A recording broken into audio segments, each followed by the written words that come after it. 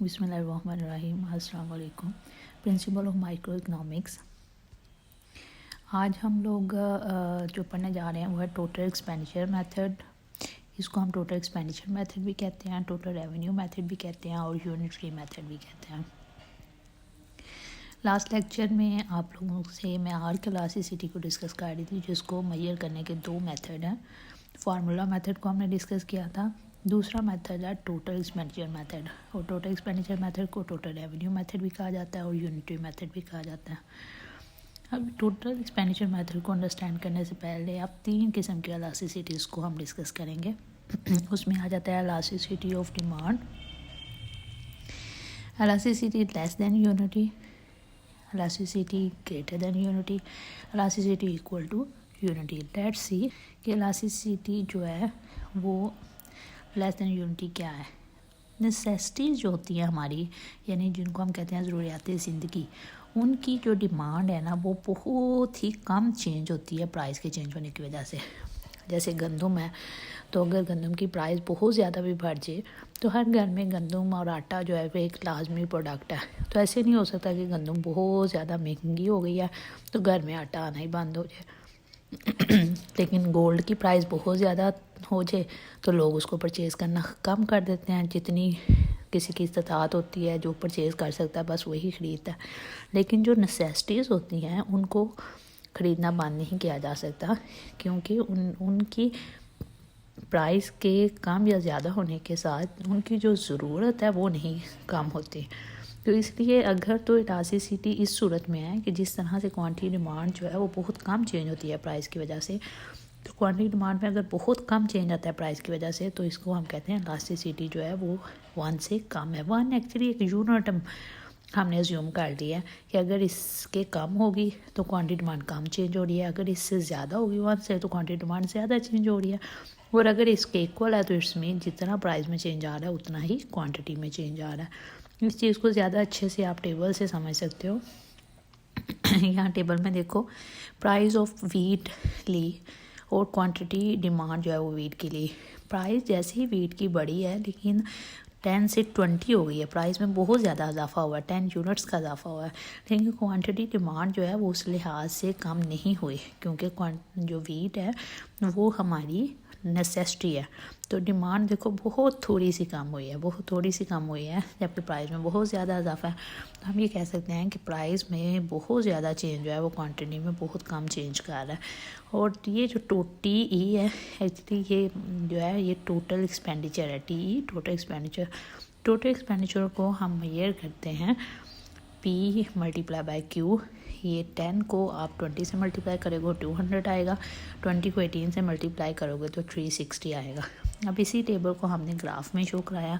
Graph में भी देखो कि प्राइस के बहुत ज़्यादा चेंज हुई है, आप इस गैप से भी देख सकते हो, लेकिन क्वांटिटी उस लिहाज से कम नहीं हुई।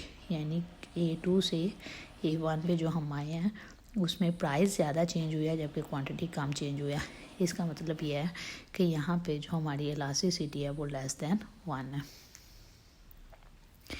इलास्टिसिटी ग्रेटर देन 1 जो है, इसका क्या मतलब है? इसका मतलब ये है कि जो लग्जरीज़ होती हैं, लग्जरी होती है या जो आप हम अपनी कंफर्ट के लिए, जैसे आप कहते हो कि ऐशो इशरत के लिए चीज़ें जैसे यूज़ करते हैं, जैसे हम इलेक्ट्रॉनिक्स चीज़ें देख लो या AC है, आप गर्मियों में AC ऑन करते हो तो ये आपकी लग्जरी में आ जाता है, लेकिन अगर फ़ैन ऑन करते हो तो ये आपकी नेसेसिटी में आ जाता है। लग्जरीज़ वो चीज़ें होती हैं जो हम अपने आप को ज़्यादा कंफर्ट जोन में रखने के लिए जो यूज़ करते हैं। जैसे आप इसकी एग्जांपल देखो कि अगर प्राइस ऑफ DVD प्लेयर की 4,000 से 2,000 कम हुई है, प्राइस जो है वो कम हुई है, तो उसके मुकाबले में क्वांटिटी डिमांड देखो तो बहुत ज़्यादा हुई है, क्योंकि ये लग्जरी है। तो लग्जरी वाली चीज़ पे क्वांटिटी डिमांड का बहुत ज़्यादा इम्पैक्ट हुआ है, और यही आपने यहाँ पे टोटल एक्सपेंडिचर में भी शो कराया। तो यहाँ पे हम देखते हैं कि जैसे ही प्राइस जो है वो हमारी कम होती है थोड़ी सी, लेकिन क्वांटिटी डिमांड बहुत ज़्यादा हो जाती है। तो यहाँ से यहाँ जो हमने मूव किया है, एक्चुअली ये चीज़ शो करता है elasticity greater than 1। Elasticity equal to unity क्या है? इलास्टिसिटी इक्वल टू यूनिटी ये है कि जैसे ही किसी चीज़ की प्राइस कम होती है, जितने यूनिट्स प्राइस कम होती है उतने यूनिट्स क्वांटिटी ज़्यादा होती है। देखो यहाँ पे बॉल पॉइंट की प्राइस जो है वो 4 से 2 हुई यानी हाफ़ हुई है, तो क्वांटिटी भी जो है वो 100 से 200 यानी जितनी प्राइस कम हुई है हाफ यूनिट्स उतनी ही जो है क्वांटिटी डबल हो गई है। इट्स मीन टोटल एक्सपेंडिचर जो है वो हमारे इसके ऊपर जो है वो सेम होंगे। जब टोटल एक्सपेंडिचर सेम है तो टोटल एक्सपेंडिचर सेम होने का क्या मीनिंग है? Elasticity equal to 1। और ये वाला केस जो होता है वो नेसेसरी या लग्जरीज का नहीं होता। यहाँ पे आप देखो कि जितना हमारा प्राइस में चेंज आया उतना ही हमारा क्वांटिटी में चेंज आया। ये वाला जो हमारी मूवमेंट है ये एक्चुअली शो करती है इलास्टिसिटी इज इक्वल टू 1। अब ये वाली जो आपने डायग्राम है ये actually just free hand diagram है। जैसे आप ऐसे करके एक लाइन ड्रा करो और यहाँ से आप ऐसे करके लाइन ड्रा करो। ये जस्ट फ्री हैंड डायग्राम आपने बनाई है जिसमें हम 3 चीज़ें शो कराएंगे कि elasticity equal to 1, elasticity greater than 1, equal to 1 and elasticity less than 1। तो आप देखो कि जब इलास्टिसिटी ग्रेटर देन 1 है यहाँ वाले पोर्शन में आप देखो तो यहाँ पर टोटल रेवेन्यू जो है या टोटल एक्सपेंडिचर जो है वो ज़्यादा हो रहे हैं। जबकि ये इक्वल टू 1 है तो यहाँ पे हमारे टीआर जो है वो कांस्टेंट है। जब इलास्टिसिटी कम हो रही है तो टीआर भी हमारे कम हो रहे हैं। ये आप पीछे वाली देख सकते हो। ये देखो इलास्टिसिटी जब हमारी कम हो रही थी ये वाले में तो हमारे टी क्या है? कम हो रहे हैं। फिर हमारे टी क्या हो रहे हैं? ज़्यादा हो रहे हैं। और यहाँ पे हमारी टी कांस्टेंट हो। ये तीनों रिलेशनशिप्स को हम लोगों ने इस कंबाइंड डायग्राम में शो कराया है कि टीआर जो है वो इंक्रीज़ हो रहे हैं, कांस्टेंट हो रहे हैं और कम हो रहे हैं। Last we are going to discuss determinants of elasticity of demand. First we see what are the necessities are luxuries. जैसे कि अभी आपने देखा जैसे ही नेसेसिटीज़ और लग्जरीज़ के ऊपर जो है वो हमारी प्राइस चेंज होती है तो नेसेसिटीज़ की डिमांड उस तरह चेंज नहीं होती, लेकिन लग्जरीज़ की बहुत ज़्यादा चेंज होती है। इनकम के लिहाज से हम देखें तो इनकम का भी ज़्यादा पोर्शन हम उन लग्जरीज़ पर स्पेंड करना चाहते हैं। Demand for goods having many close substitutes. हम क्लोज सब्स्टिट्यूट जैसे अगर हम देखते हैं स्प्राइट की प्राइस बहुत ज़्यादा हो जाती है तो लोग इसकी डिमांड को कम कर देंगे क्योंकि वो इसके मुकाबले में सब्स्टिट्यूट जो है जैसे 7 यूज़ कर लेंगे, कोक यूज़ कर लेंगे जिनकी प्राइस उसके मुकाबले में चेंज नहीं हुई। जॉइंटली डिमांडेड गुड्स को अगर हम देखें वो चीज़ें जैसे कार और फ्यूल है तो ये इकट्ठे ही डिमांड की जाती है। अगर एक चीज़ की प्राइस कम होगी तो दूसरी की भी कम होगी, एक की ज़्यादा होगी तो दूसरी की भी ज़्यादा होगी। Demand for durables. ड्यूरेबल्स कौन सी होती हैं? पायदार चीज़ें। जैसे आप फर्नीचर देख सकते हो तो इन चीज़ों की अगर प्राइस कम होती है तो इनकी डिमांड जो है वो भी ज़्यादा होती है क्योंकि ये ड्यूरेबल्स हैं और इनकी डिमांड में इजाफा जो है वो लॉन्ग टाइम में होता है। Fashion and habits. फैशन वाली जो चीज़ें हैं उनकी प्राइस में चेंज होने की वजह से उनकी डिमांड जो है वो चेंज होती है।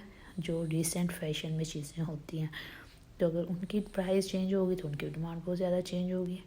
तो इनकम लेवल अगर किसी इंसान का चेंज हो जाता है, जैसे किसी की इनकम जो है वो कम तो वो अपनी लग्जरीज़ को कम कर देगा, लेकिन इनकम ज़्यादा हो तो लग्जरीज़ को ज़्यादा कर देगा। Time is the basic unit. वो परचेजिंग में भी आ सकती है, कंजम्पशन में भी आ सकती है, प्रोडक्शन में भी आ सकती है कि जैसे जैसे टाइम का यूनिट जो है वो किसी चीज़ में, जैसे प्राइस एक होता है कि डेली बेसिस पे प्राइस, जैसे वेजिटेबल्स की प्राइस, फ्रूट्स की प्राइस अगर डेली बेसिस पे हम देखते हैं वो चीज़ होती है जिनकी लॉन्ग टाइम में प्राइस जो है वो कम हो जाती है तो उसकी डिमांड फिर उस लिहाज से ज़्यादा नहीं होती। जैसे शेयर मार्केट्स में डेली बेसिस पे जो है वो प्राइजेस चेंज होती हैं तो उस लिहाज से उनकी डिमांड भी डेली बेसिस पे ज़्यादा चेंज होती है। 2 cheaper goods are 2 dear good. यानी बहुत सस्ती चीज़ें जैसे सॉल्ट देख लो, सॉल्ट जितना भी सस्ता हो जाएगा लेकिन उसकी डिमांड बहुत ज़्यादा नहीं हो जाएगी क्योंकि वो एक उतना ही हर घर में आएगा जितनी उसकी ज़रूरत है। वो बहुत जो आपकी पसंदीदा चीज़ें हैं उनकी डिमांड प्राइस बहुत कम हो जाती है तो उनकी डिमांड जो है वो ज़्यादा होगी, लेकिन उनकी प्राइस बहुत ज़्यादा हो जाती है तो उनकी डिमांड उस लिहाज से बहुत कम नहीं होगी। इन इलास्टिक डिमांड यानी कुछ ऐसी चीज़ें जिनकी डिमांड चेंज ही नहीं होती। 2 dear goods have inelastic demands. in demand, elastic demands mean demand is not going to change. Medicine, for example, the price of medicine is going to change. The demand of medicine is not as much changing as in case of another products like salt, sugar, etc. This was all today. In case of any confusion, you can discuss into the comment bar, and in the next lecture we are going to discuss cross elasticity and income elasticity. Allah Hafiz.